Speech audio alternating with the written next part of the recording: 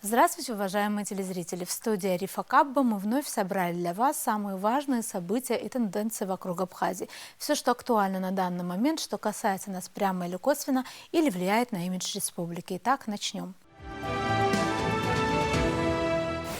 На прошлой неделе в медиацентре МИД Абхазии состоялось важное событие, имеющее непосредственное отношение к делу восстановления ценных архивных свидетельств и документов, касающихся истории Абхазии. Оцифрованный оригинал рукописи из дневника Николая II, свидетельствующий о визите царя с семьей в Гагру в 1912 году, передали в Государственный архив Абхазии. Эти копии рукописей были презентованы на конференции под названием «Сохранение историко-документального наследия страны, гарант безопасности национальных интересов», организованной Международным молодежным историческим форумом «История и архивы. Межгосударственное измерение».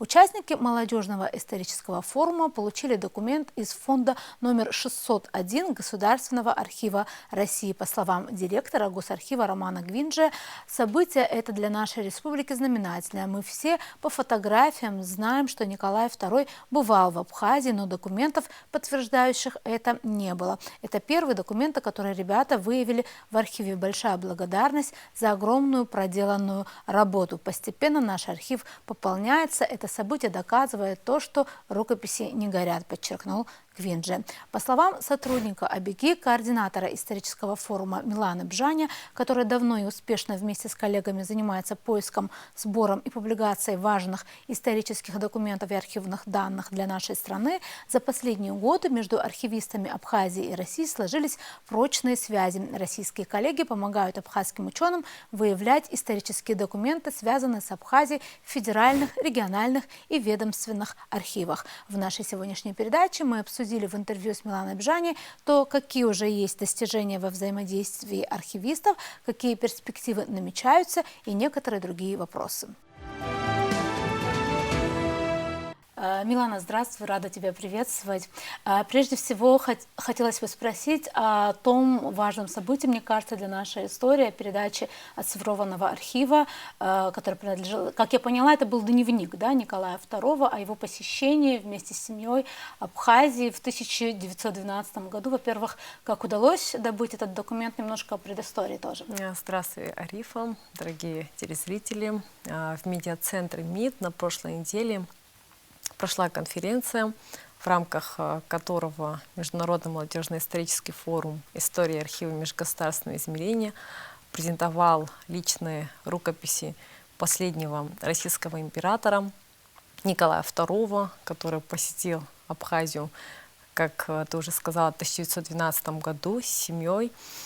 Действительно, это важный исторический документ для нашей страны, с учетом того, что данные документы у нас в Абхазии не находятся.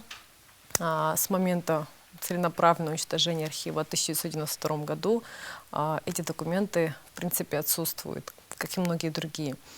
Поэтому для нас это очень важно было, когда мы с коллегами буквально на прошлом месяце посетили Государственный архив Российской Федерации по приглашению Государственного архива Российской Федерации Ларисы Александровны Роговой. В рамках нашей встречи мы как раз-таки поднимали ряд таких вопросов по выявлению архивных документов по истории Абхазии в ряде федеральных архивов Российской Федерации, в том числе Государственного архива Российской Федерации. Мы знали, что в фондах ГАРФа хранятся архивные документы по истории Абхазии, фонд 601, где, собственно, был выявлен данный архивный документ. И по просьбе наших коллег, которые вот со мной находились в делегации, по моей же инициативе, мы данный документ получили, оцифрованный, привезли в Абхазию для того, чтобы презентовать не только научному сообществу, но и широкому кругу общественности. Очень интересно, вот ты сказала такое выражение, мы знали, что там находится вот какой-то такой важный документ. Вот этот момент очень интересен, потому что наверняка есть какие-то другие планы, да, и перспективы, раз уже налажено, и, как я понимаю, вот вообще, как происходит ваше сотрудничество, да, вот в чем они вам помогают, и есть ли какие-то перспективы на получение других важных документов, нацелены ли вы на что-то в этом смысле? Ну, здесь, конечно же, стоит еще раз напомнить тем, кто не знает о том, что в рамках Международного форума «История архива межгосударственного измерения» на протяжении 7 лет уже ведется такая работа на территории Абхазии совместно с российскими коллегами, которые помогают нам в реконструкции нашей исторической памяти. В первую очередь касается вопросы выявления и оцифровки для того, чтобы передавать эти документы в Абхазию. Определенные уже работы были проведены, значимые проекты были реализованы. Такие самые интересные из тех проектов, которые запомнились нашей общественности, нашим коллегам, исследователям, это те сборники, которые мы с коллегой, собственно, подготовили для того, чтобы издать. Презентовали и в Москве, и в Абхазии. Буквально в этом году мы также подготовили к изданию уже составленный перечень по истории Абхазии по фондам Питерского архива. Еще в советское время коллеги из города Санкт-Петербурга, Российского государственного исторического архива готовили данный перечень по фондам данного архива. Данный перечень также был подготовлен для Абхазского института языка и литературы, но, к сожалению, во время войны также он был утрачен, поэтому для нас, конечно, было важно найти еще данный перечень для того, чтобы понять, какие же документы по истории нашей страны хранятся в Российском государственном историческом архиве. Конечно, здесь самое главное еще раз напомнить нашим коллегам о том, что, в принципе, такая работа, да, по выявлению, она будет продолжаться, и хотелось бы, чтобы больше людей, наших ученых, молодых исследователей подключались к этому процессу, потому что мы все прекрасно понимаем значимость той работы, которую мы проводим. Хотелось бы, чтобы была еще такая вот обратная связь от тех людей, которые от молодых ученых в первую очередь, от старших коллег, у которых уже есть опыт, для того, чтобы эту работу делать как бы не в одиночку, там форум, который мы учреждали еще в Москве совместно с российскими коллегами, то есть в рамках форума мы планируем дальше продолжать эту работу. Работа в первую очередь будет направлена по выявлению этих материалов в ряде других архивов, то есть это не только федеральные, такие же региональные, ведомственные архивы Российской Федерации. Поэтому здесь нужна такая консолидация всех специалистов, которых на самом деле в Абхазии еще не так много, в связи с тем, что редкая специализация, редкая профессия, и не все, к сожалению, идут обучаться в такие специальности. Но хотелось бы, вот, собственно, почему этот вопрос так актуализировать, для того, чтобы все-таки историческое наследие, да, сохранение, реконструкция исторического наследия — это вопрос национальной нашей безопасности, то есть национальной безопасности нашего государства. Хотелось бы, чтобы к этому было вот особое внимание, такое трепетное, так как только вот объединившись, мы можем сохранить правду, историческую правду нашего народа. Это еще и какой-то имиджевый вопрос, мне кажется, да, вот с точки зрения государства, Согласна. потому что многие апеллируют, когда нет архива, могут Да. апеллировать и говорить, что у нас, в принципе, нет истории, как это любили раньше говорить. Да, видите, вот опять-таки отсутствие источниковой базы, да, делает вот уязвимым наше государство в том, что мы не можем, опираясь не на какие-то документы, заявлять о себе, о каких-то исторических фактах, да, значимых для нашего государства. Поэтому здесь, конечно, важно, естественно, находить эти документы и всячески делать так, чтобы мы уже, опираясь на источники, опираясь на архивные документы, заявляли о том, собственно, о том или ином историческом факте, который был как бы, который как бы реализовывался в Абхазии. И, естественно, это очень важно, потому что на сегодняшний день, как мы знаем, не все нам друзья, есть также, которые всячески фальсифицируют нашу историю. И поэтому хотелось бы, чтобы у нас, для того, чтобы защитить наши интересы, естественно, опираясь на источники, были эти документы и хранились в нашей стране. Так как все-таки архивы — это, на мой взгляд, на сегодняшний день архивные документы, в принципе, вся информация, да, это, как вы уже отметили, это имидж страны, и мы поэтому должны уделить этому особое значение, поднять этот уровень как атрибуту государственности, то есть относиться к нему, к архиву, так же, как и ко всем остальным атрибутам нашего государства. И только тогда у нас может быть светлое будущее, да, и я думаю, что здесь как раз-таки эта работа будет продолжена, и будет такая поддержка, понимание. И мы будем всячески делать так, чтобы в нашей стране вот это вот понимание, да, значимости архивов, в целом той работы, которую мы проводим, было уже как бы принято на определенном уровне. Знаю также, что недавно ты выступала на форуме молодых ученых, если не ошибаюсь, он проходил в Сочи, но был довольно-таки крупным, и в нем принимало огромное количество людей, молодых ученых, и тех, кто, я думаю, что студентов наверняка там было много. Расскажи о том, что вообще это был за форум. Это конгресс молодых ученых, второй, который проходил на федеральной территории СИРУС в городе Сочи. На конгрессе принимали участие более 4000 студентов разных областей, которые посещают ежегодно данное мероприятие. Также на мероприятии принимал участие президент Российской Федерации Владимир Владимирович Путин, министерство, ведомство, которое курирует гуманитарными науками вот, Министерство науки непосредственно. Хотелось бы здесь, конечно, выразить благодарность российским коллегам, которые пригласили меня принять участие на данном мероприятии в качестве спикера. Площадка была организована Российским историческим обществом, называлась «Глубина исторической памяти и искусственного интеллекта».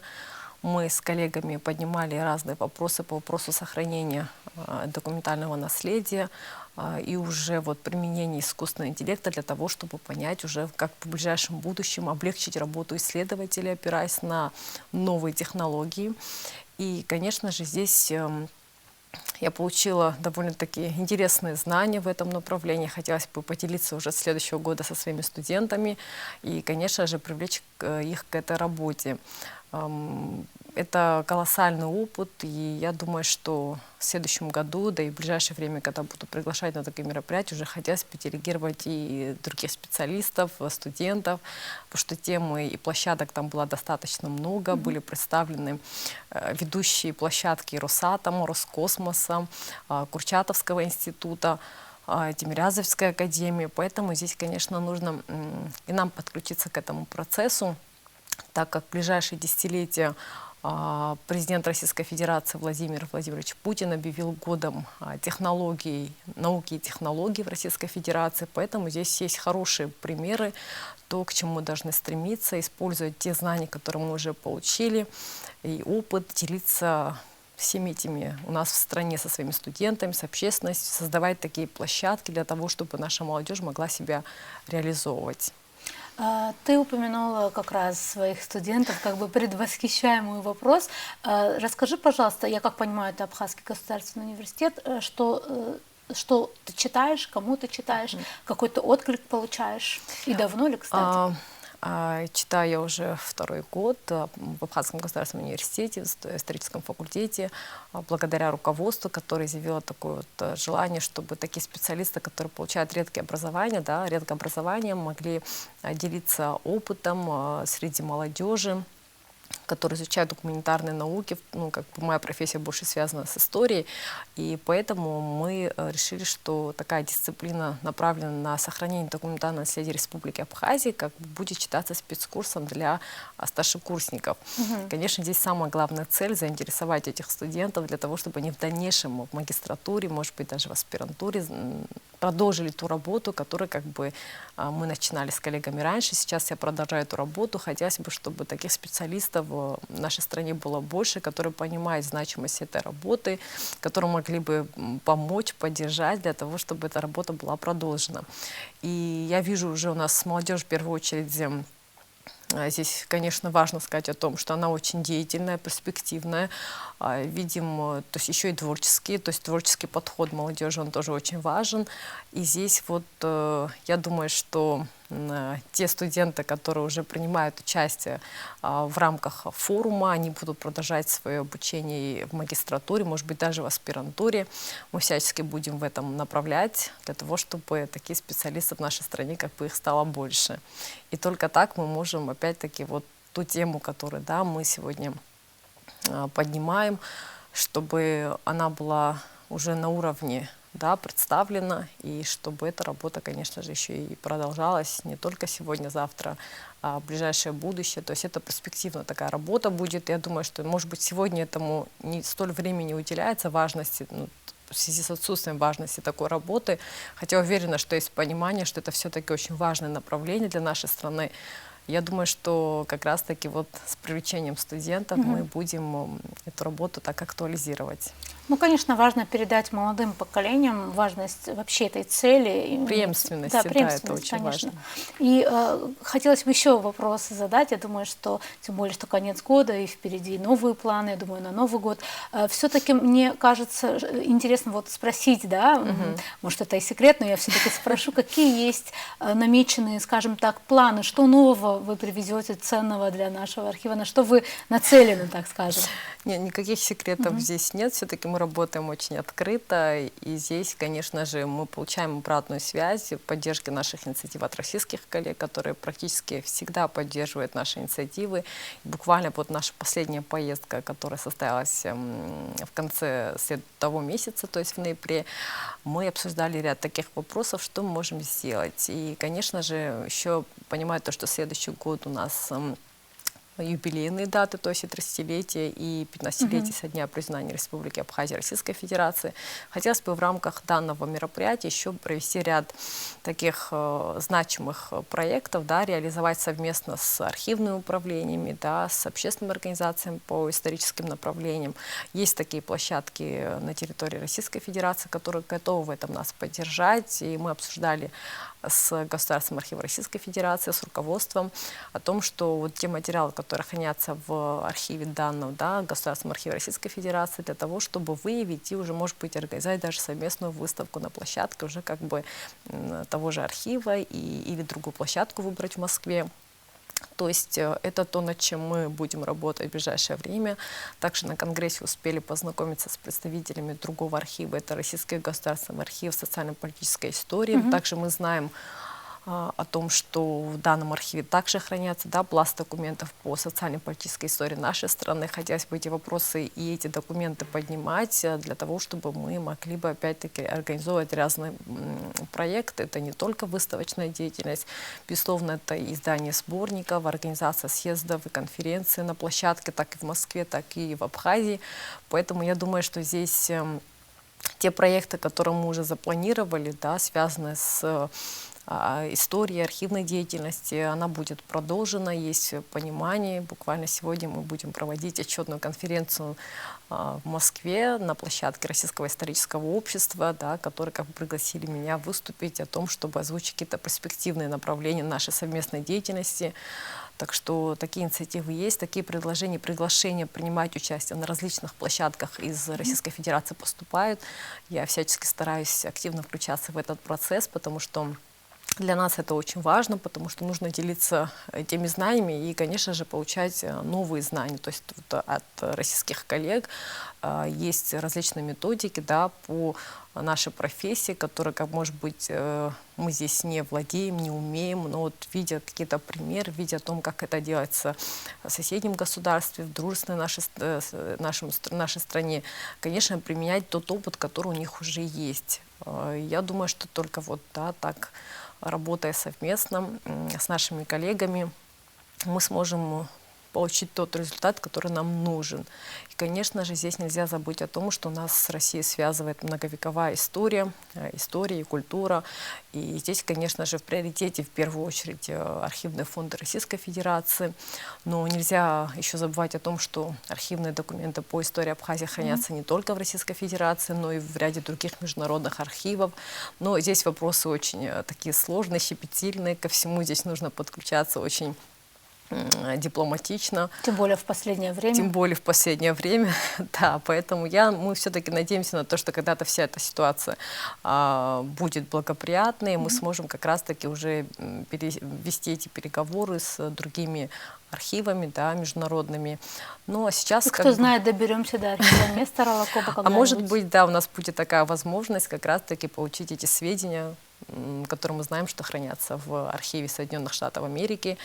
И поэтому я думаю, что это вот то, над чем мы должны работать, уже налаживать эти связи по всем направлениям, и Закавказью, и Турции, и Америки, и Европы в целом. Но здесь как бы мне проще, как выпускница историко-архивного института, которая окончила в Москве, имея какие-то уже контакты, связи, коллеги, с которыми училась, они уже, некоторые из них работают в ряде федеральных и региональных архивов, занимаются историческим просвещением.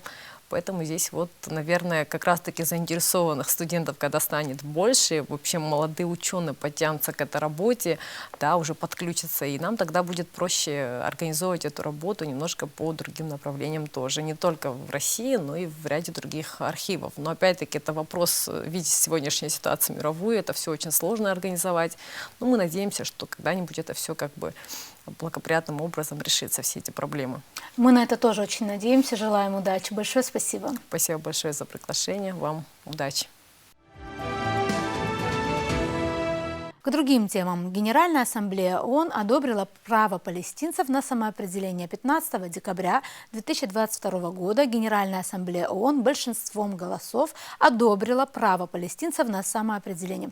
Это событие, надо отметить, в свете многих других громких новостей мировой повестки получило совсем небольшой отклик в прессе и масс-медиа. Но наше внимание на него обратил посол по особым поручениям МИД Абхазии Кан Таня, который проанализировал новость в социальной сети Facebook на своей личной странице. У Абхазии и Палестины схожее международное правовое положение, считает Таня, и отмечает, что оба государства без универсального признания со стороны подавляющего большинства стран мира. Разница на данный период времени только в количестве стран, признавших суверенитет. Палестина проделала долгий и сложный путь, чтобы в итоге вплотную приблизиться к полноценному признанию своих прав на широком международном уровне, пишет Кан Таня. Также он обращает внимание на то, что в 2012 году Генассамблея ООН предоставила Палестине статус государства-наблюдателя при ООН, не являющегося его членом. И спустя 10 лет Генеральная ассамблея ООН